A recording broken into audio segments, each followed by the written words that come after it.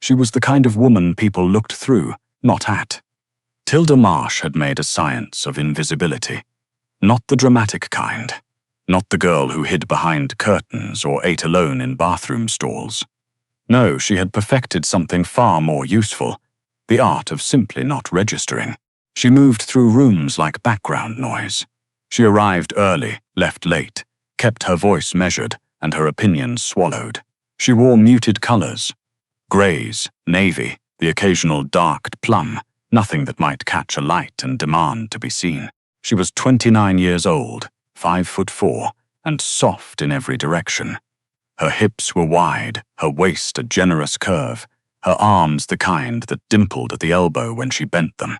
She had a face that most people would call pretty for her size, though she had long since stopped waiting for anyone to drop the qualifier.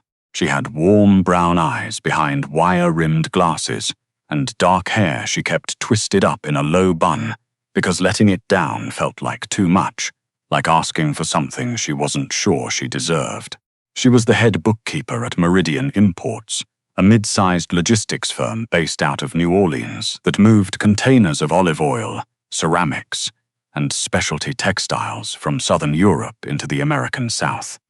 On paper, it was a legitimate company. The offices were clean and climate-controlled, the break room stocked, the HR manual thorough and laminated. The employees smiled at her in the hallways, but the men on the executive floor, the ones who arrived after 9 and left before 3, who wore suits that cost more than her rent, who sometimes spoke in Italian or Russian when they passed her open doorway, those men were not moving olive oil. Tilda knew this because numbers didn't lie. She had known within her 3rd week on the job. The import manifests didn't reconcile with the warehouse receipts. There were holding fees paid to companies she couldn't find registered anywhere. There were cash disbursements tagged as consulting, always in round numbers, always to the same 4 accounts, always on the last Friday of the month. She had quietly noted all of it in a personal ledger she kept in a fireproof lockbox under her bathroom sink at home, because she was smart enough to understand what she was seeing, and smart enough to understand what happened to people who saw it. So she kept her head down. She ran her reports. She flagged discrepancies through official channels when she was supposed to, and she left the ones that mattered alone. She was not a hero. She was a woman with a rescue cat named Clover and a lease she could afford, and a 401k she was slowly building, and she intended to survive. She had been surviving just fine for almost 2 years, until the Thursday in October, when a man named Silvio Mertz made a mistake in a spreadsheet, and everything unraveled. Raphael Conti did not come to the office often. When he did, the building changed. The air pressure shifted.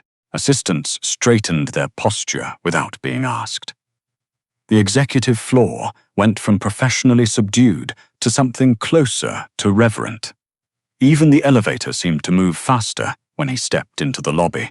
He was 41 years old and built like someone had designed him specifically to take up space. Broad-shouldered, dark-eyed jaw cut from something harder than most men were made of. He had a scar along his left cheekbone, thin and pale, that most people were too afraid to ask about. His hair was dark with the first threads of silver at the temples, worn short on the sides and slightly longer on top, always neat. He wore charcoal and black almost exclusively. He did not smile often, and when he did, it rarely reached his eyes. He had inherited the Conti operation from his father at 32 after his father's heart attack, which was the official story and the only story anyone repeated out loud. In 9 years, he had expanded the network from Louisiana into Texas, Mississippi, and Tennessee. He had eliminated 2 rival families without leaving a trace that law enforcement could follow. He had built Meridian Imports from a dusty shell company into a functional business that actually turned a modest profit on its legitimate side, because Raphael Conti was meticulous in ways that most men in his position were not. He arrived at the office that Thursday at 10 in the morning because Silvio Mertz had called him the night before, voice tight with the specific terror of a man who had found something he didn't want to have found. "The Q3 export reconciliation," Silvio had said. "There's a discrepancy, a big one. Someone ran a parallel set of books." Raphael had been quiet for a long moment. "A parallel set," he repeated. "Yes, sir. Clean formatting. Password protected. I only found it because I was doing routine backup migration and the file tagged as a duplicate. When I opened it, Silvio's breath had been unsteady. It maps everything, Mr. Conti. Every supplemental disbursement going back 14 months. Raphael had ended the call and sat very still in his study for 11 minutes, looking at nothing. Then he had called his head of security, a man named Dario, and told him to pull the access logs for the bookkeeping department. Only one person had touched the export reconciliation files in the past 14 months, Tilda Marsh. She was at her desk when they came for her. It was a Thursday like any other, right down to the lukewarm coffee she'd been nursing since 8:30, and the slight headache forming behind her right eye. She was cross-referencing port fees against a container shipment from Palermo when she heard the footsteps in the hallway, too many of them, and too purposeful. She looked up. Two men she didn't recognize filled her doorway, broad, dark-suited, with the flat-eyed calm of people who were paid not to feel things. Behind them stood Dario, who she did recognize. She'd seen him on the executive floor, always somewhere near the stairs. He looked at her the way someone looks at a problem they've been assigned to solve. "Mrs. Marsh," he said, "come with us." Her stomach dropped through the floor. She thought of the lockbox under her bathroom sink. She thought of Clover, who would need to be fed by 7. She thought, absurdly, of the half-eaten granola bar in her desk drawer, and whether she should grab it because she had a feeling she wouldn't be coming back for a while. She didn't run. There was nowhere to go, and she was smart enough to know that running would only make it worse. She closed her laptop, folded her hands in her exactly 3 seconds to stop them from shaking, and then she stood. They walked her out of the building, through the back, past the loading dock, into a black SUV with tinted windows, and she watched the New Orleans skyline slip away through glass. She couldn't roll down. They took her to a warehouse near the river. It was not the dramatic kind of warehouse she'd seen in movies. No single swinging bulb, no drain in the floor. It was actually a functioning storage space, full of shrink-wrapped pallets and the smell of industrial solvent and damp concrete. They sat her in a chair in a cleared area near the back and zip-tied her wrists to the armrests, which was when the fear she'd been carefully compartmentalizing cracked open and flooded her chest. A man she hadn't seen before crouched in front of her. He had a pleasant face, which somehow made it worse. "The file," he said. "The one you built. Where's the copy? I don't know what you're talking about." He tilted his head. "We know it was you, Miss Marsh. The access logs don't lie. The access logs show that I ran quarterly reconciliations. That's my job. Don't." His voice dropped the pleasantness. "Don't be stupid. You're clearly not stupid. That's the problem." She pressed her lips together and said nothing. She thought about Clover again. She thought about the lockbox. She thought about the fact that she had, 2 months ago, sent an encrypted copy of everything to an email address she'd set up specifically for that purpose, with a timed forward scheduled if she didn't log in to reset it every 14 days. She had reset it 9 days ago. She had 5 days. She just needed to survive 5 days. The man with the pleasant face lost some of his patience. What happened next was not pleasant at all. Raphael got the call 40 minutes after they'd taken her. He was in the back of his car on the way to the warehouse, already moving, when Dario's number lit up his phone. "We have a situation," Dario said. "Define it." "Mertz is here." Raphael went very still. "Silvio Mertz. Yes, sir. He was already here when we arrived with the woman. He had 2 men with him. His own men." A pause. "He's the one who called in the discrepancy to us. But he's also the one who—" "The parallel accounts, sir. The ones she documented." 3 of the 4 supplemental disbursement accounts trace back to holding company's Mertz controls. The silence in the back of the car was absolute. Raphael understood, in the span of about 4 seconds, exactly what had happened. Silvio Mertz had been skimming from him for over a year. The bookkeeper had noticed and documented it, and Mertz, realizing the documentation existed, had come to Raphael with a story designed to get the woman eliminated before she could talk, and before Raphael could look too closely at where the money had actually gone. He had tried to use Raphael's own machine to clean up his own theft. "Is she alive?" Raphael asked, a beat of silence he didn't like.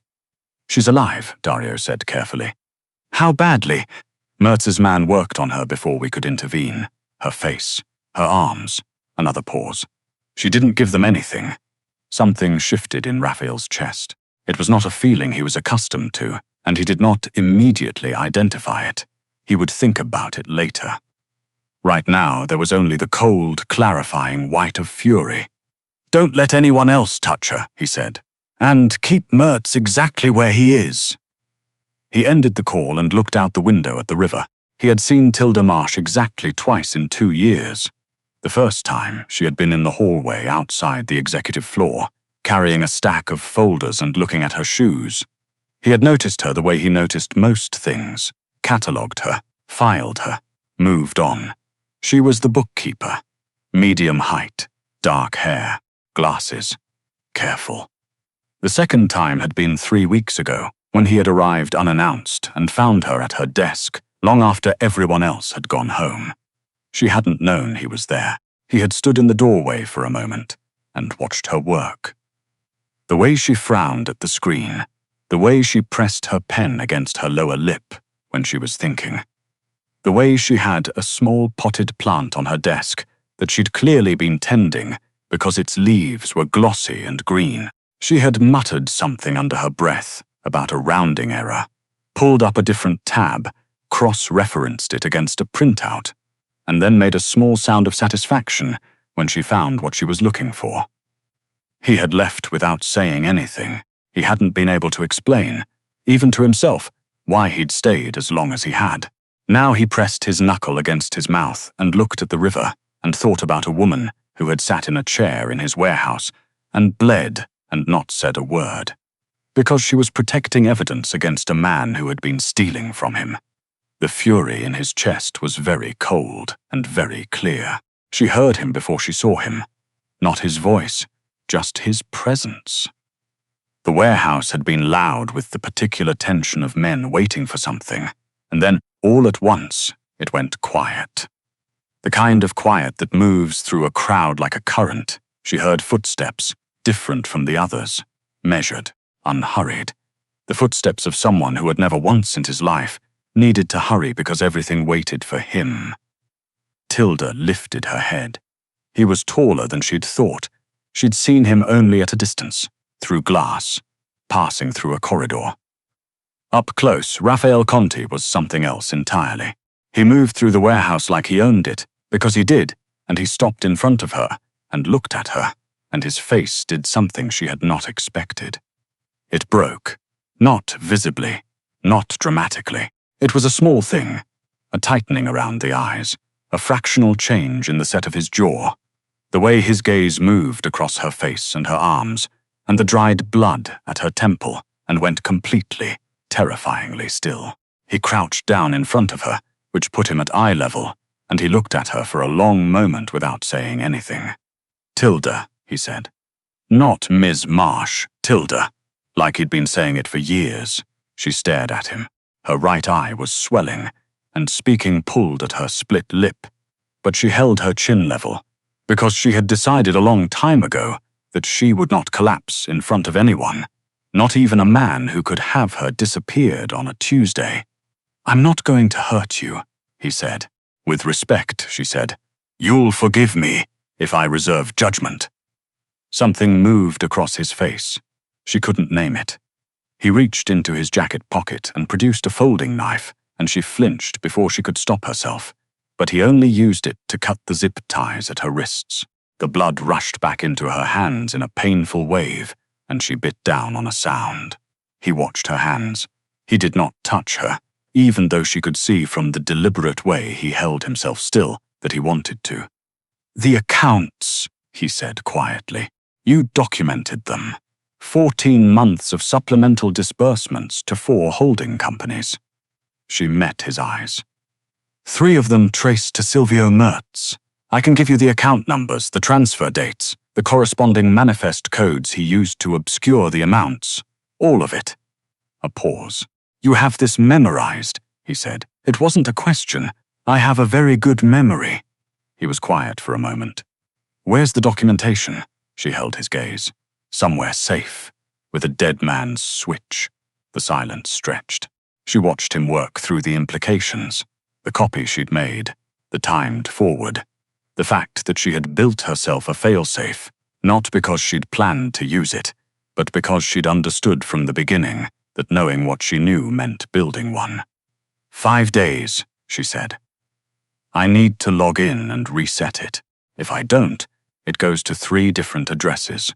He looked at her for a long time. "Smart," he said finally. The word was quiet, and it carried something in it she didn't quite know what to do with. "I was trying to survive," she said. "I know." He stood. "You're going to be all right." She looked up at him. "What happens to Mertz?" His expression didn't change, exactly, but something in his eyes did. A flatness that answered her question completely and without words. She nodded slowly and looked at her hands. It took 40 minutes. She sat in a different part of the warehouse, in a better chair. With a glass of water someone had brought her, and a first aid kit someone else had produced, while the sounds from across the building told her everything she'd already known. There was shouting, and then there wasn't. There was a single gunshot, which made her close her eyes and breathe steadily through her nose. Then there was only the ambient noise of the river through the corrugated metal walls. Dario came to check on her twice, and did not make eye contact once. She respected him for both. She had cleaned the cut at her temple herself, and was working carefully on the bruising along her forearm when Raphael came back. He stopped when he saw what she was doing. "Let me," he said. She looked up, surprised enough that she didn't object. He took the antiseptic cloth from her hand with a steadiness that she noted distantly. Men who'd just been in a room where something fatal happened often had shaking hands. His were completely still. He cleaned the abraded skin along her forearm with a thoroughness that was almost clinical, except that his touch was too careful for clinical. Deliberate in the way that someone is deliberate when they're afraid of adding to pain, rather than because they've been trained to be gentle. She watched his hands and thought about the ledger under her sink and the parallel file she'd built over 14 months of lunches at her desk, logging entries in a spreadsheet she'd named Q4 Miscellaneous Draft, because she'd been certain no one would ever open it. She had built it with no plan to use it. She had built it the way you buy travel insurance, because you hope you'll never need it, and because the world is the shape it is. "You knew for over a year," he said without looking up. "Almost, and you said nothing. I signed an NDA." She paused. "Also, I've read the news." His mouth moved. It was the closest she'd seen him come to a smile. "Why document it at all?" he asked. "If you weren't planning to report it." She thought about how to answer that honestly. "Because if something happened to me," she said, "I wanted there to be a record. Not for justice, exactly. More." She searched for the word. "More so that someone would know." He looked up then. She hadn't meant for it to sound as lonely as it did. She looked away. He finished with her arm and set down the cloth. "You have a cat," he said. She blinked. "What? There's a picture on your desk. Orange tabby." She stared at him. "You've been in my office once." A beat. 3 weeks ago. I didn't see you. You were busy." He looked at her, arguing with a rounding error. The faintest warmth moved through her despite everything, and she absolutely refused to let it show. "Clover," she said. "My cat. She needs to be fed. I'll have someone go."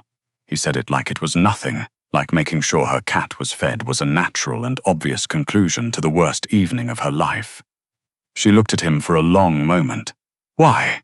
she asked. "Not about the cat." He understood. "Because you did something in there that most of my men wouldn't have done," he said. "You sat in a chair and bled, and you did not give them anything." He held her gaze. "I don't take that lightly. I was protecting myself," she said. "The dead man's switch only works if the information stays with me." "I know." His voice was even. "That's not why you did it." She opened her mouth and closed it again. Because he was right, and she wasn't sure she was ready for him to be right about her. They drove her home at midnight, not in the back of a black SUV this time. Raphael rode with her himself, in the front passenger seat of a quieter car, and didn't speak much, and somehow the silence was not uncomfortable. New Orleans slid past the windows, all low light and live oaks, the river invisible somewhere to the south. When they reached her building, he got out and walked her to the door, which she had not asked for and did not protest. On her doorstep, Clover appeared at the window and pressed her face against the glass with the specific outrage of a cat who has been waiting for dinner for 3 hours. Raphael looked at the cat. The cat looked at Raphael. "She's judging you," Tilda said. "I've had worse." She put her key in the lock and hesitated. There were things she needed to say, about the file, about the reset, about what came next. There was a practical conversation to be had, full of logistics and contingencies. She was very good at practical conversations. "Thank you," she said instead, "for cutting the zip ties." He looked at her. "I noticed you flinch," he said quietly. "When I took out the knife." She lifted her chin. "I noticed you noticed." A pause. "It won't happen again," he said. "Not from anyone in my organization. Not to you." She didn't know exactly what to do with a promise like that, delivered by a man like him, outside her apartment at midnight, with her cat pressing its face against the glass. She thought about the 14 months of careful documentation, the way she had moved through that office like furniture, the years she had spent making herself small enough not to take up space that might draw attention. She thought about the way he'd said her name. Not Miss Marsh. Tilda, like he'd been saying it for years. "I'll reset the file in the morning," she said. "And I'll give you everything. The accounts, the documentation, all of it. I know I want something in return." He waited. "I keep my job," she said. "Same desk, same hours. And you stop pretending you don't know I exist." The silence that followed was just long enough. "That last part," he said, "has not been true for some time." She looked at him. He looked back at her. The street lamp caught the silver at his temples and the scar along his cheekbone, and she thought about the way he'd cleaned her arm with hands that didn't shake, and the small orange tabby photo on her desk that she hadn't realized anyone had ever seen. She nodded once. Then she went inside. She fed Clover first, because some things were non-negotiable. Then she sat down on her kitchen floor with her back against the cabinet and her knees pulled to her chest and breathed, steadily, until her hands stopped shaking. Her phone buzzed, an unknown number. She opened the message. The file, reset it. She almost smiled. She went to her laptop and logged in and reset the counter for another 14 days, and thought about a man who had crouched in front of her in a warehouse and looked at her like she was someone worth looking at. She was back at her desk on Monday. The office was the same. Climate-controlled, fluorescent, stocked break room. People smiled at her in the hallways. She wore navy blue because it was what she'd already laid out the night before, and she was not going to let anyone make her rearrange her morning routine. Silvio Mertz's name had been quietly removed from the company directory over the weekend. No announcement, no explanation.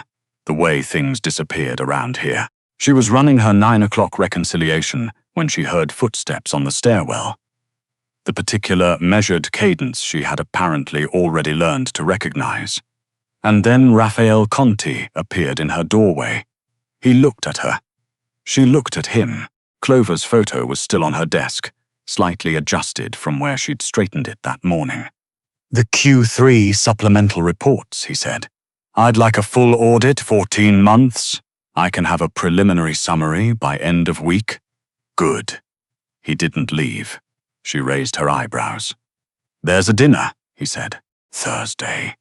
I need someone who understands the holding company structures and won't be surprised by anything they see.